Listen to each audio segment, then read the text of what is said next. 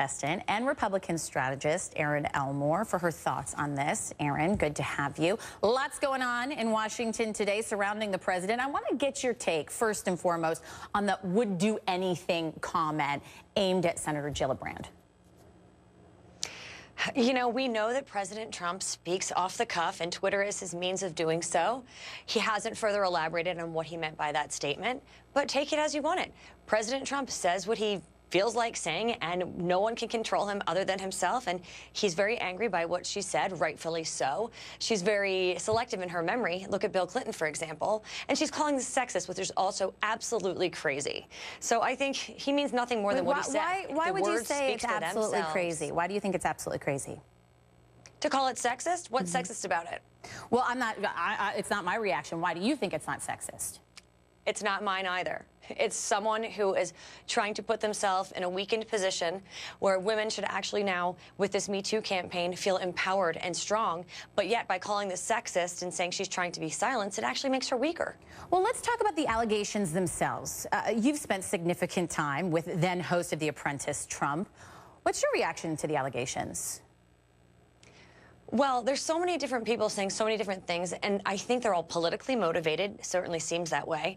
And this is nothing new. These are things that occurred before the election and were dropped, and now have Megyn Kelly, you know, sort of stirred them up again.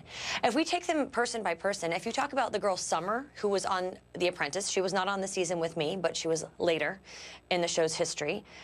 There are allegations that she had contacted President Trump's personal assistant, Rona Graff, after these allegations had come out and tried to invite the president to an event. So it just sort of seemed that she was motivated by some sort of personal interest. If you look at Jessica Leeds, she made accusations against Trump in the 70s, for example. We're talking almost 40 years ago. She's a self-proclaimed Democrat.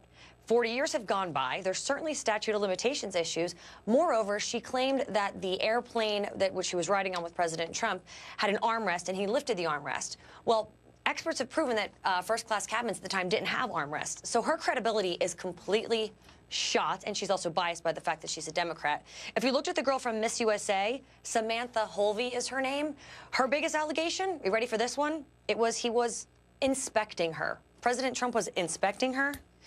There is no, as an attorney as well, by the way, I am an attorney, I don't think there's one criminal statute in the United States of America that says inspection is any sort of crime. I want to dig a little bit. And by the way, we're talking about alleged inspection. I want to dig a little bit deeper into that specific allegation, because you're talking about the Miss USA contestant who was backstage in a robe, and she says that President Trump came in and looked at her. President Trump responded to his take on this, basically, to Howard Stern back in 2005. I want to play that for you and get your take on the other end. Listen.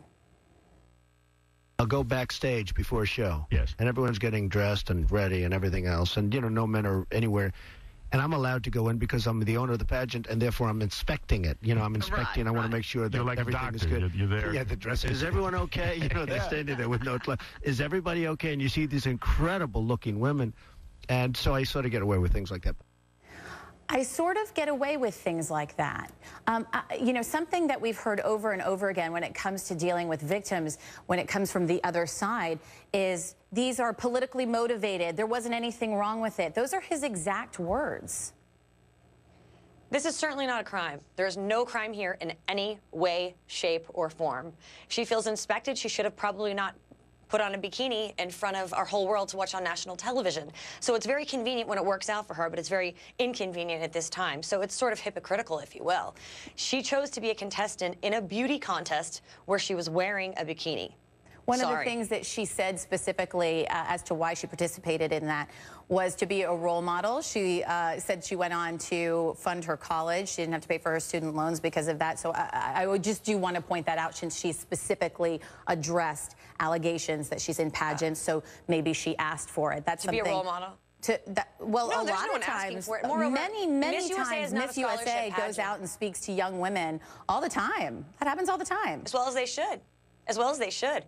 But Miss USA is not a scholarship pageant, so if she somehow paid for college by some other means, I'm not exactly sure what that implies. But I think it's okay to be a role model, but she also has to realize that part of her duty as Miss North Carolina USA was to be in a bathing suit. Let's both agree putting a bathing suit on does not invite anything to anyone. I think that's an important thing for all women to understand, whether or not you agree with that. I think that's something in general that does not invite anything. ERIN Elmore, thank you so much for your thoughts. We do appreciate it. Thank you so much. And I will say I've spent a lot of time alone with President Trump, and he's treated me like an intellectual, an equal, and nothing but respect. Thank you, ERIN. We appreciate it. It is